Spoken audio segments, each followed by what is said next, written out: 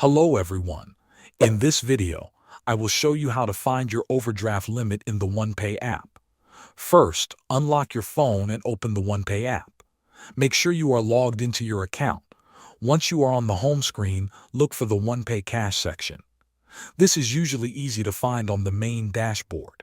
Tap on the Onepay Cash section to open it. After you are inside the Onepay Cash area, look to the upper right-hand corner of your screen. You will see a small settings icon. It often looks like a gear or two lines.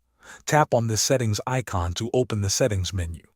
Inside the settings menu, scroll through the list of options until you find fee-free overdraft protection.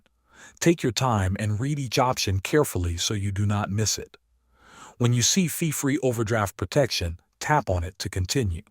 Now, you will be taken to the overdraft section. If you are eligible for overdraft protection, your current overdraft limit will be displayed on this screen. The limit will show the amount of money you can overdraft without paying a fee based on your account status and eligibility. If you do not see a limit displayed, it may mean that you are not currently eligible. In that case, you can review any information provided on the screen to learn more about eligibility requirements. Thanks for watching.